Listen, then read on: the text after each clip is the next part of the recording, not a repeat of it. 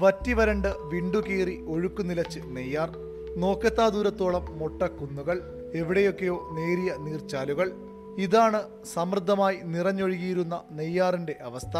നെയ്യാർ നിശ്ചലമാകുമ്പോൾ കണ്ണീരണിയുന്നത് കാടിന്റെ മക്കളാണ്, നെയ്യാറിനെ ആശ്രയിച്ച് ജീവിക്കുന്നവർ. ഒരിറ്റ് ദാഹജലം വേണമെങ്കിൽ കൊടുങ്കാട്ടിലൂടെ കിലോമീറ്ററുകൾ നടക്കണം. കത്തുന്ന സൂര്യന് കീഴിലും ഇതല്ലാതെ പോം വഴിയില്ല.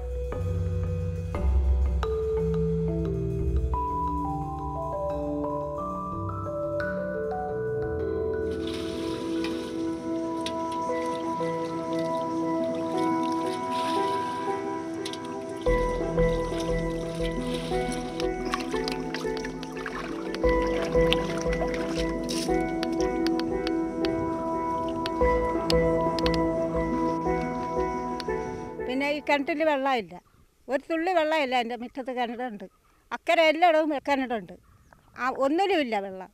പിന്നെ അവരൊക്കെ നമ്മളെ ഇവിടെ വന്ന് തന്നെ വെള്ളം എടുക്കണം. ഒരു ദിവസം ഞാൻ വീട്ടിൽ ആവശ്യത്തിന് എടുത്തിട്ട് പിന്നെ കക്കൂസിലേക്ക് 5 കട വെള്ളം എടുക്കും, വീട്ടിൽ ഒരു 7 കട എടുക്കും. കുടിവെള്ളം മുട്ടുമ്പോൾ നെയ്യാറിലെ വെള്ളം അരുവിക്കരയിലേക്ക് വഴിതിരിച്ചു വിടുന്നവരും ടാങ്കറുകളിൽ വീട്ടുമുറ്റത്ത് വെള്ളം കിട്ടുന്നവരുമൊക്കെ ഈ പാവങ്ങളുടെ ദുരവസ്ഥ കാണുന്നില്ല.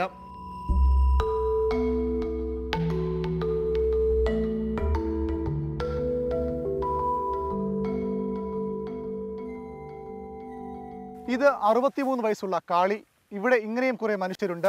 ഒരു തുള്ളി കുടിവെള്ളത്തിനായി കൊടുങ്കാട്ടിൽ കിലോമീറ്ററുകളോളം അലയാൻ വിധിക്കപ്പെട്ടവർ. ഇവരുടെ വേദനകളും അധികാരികൾ കാണണം, ഇവയ്ക്കും പരിഹാരമുണ്ടാകണം. പുരുളിമല പത്തി സെറ്റിൽമെന്റിൽ നിന്നും ക്യാമറാമാൻ അരുൺ പാലോടിനൊപ്പം VV അരുൺ, ന്യൂസ് 18 കേരളം.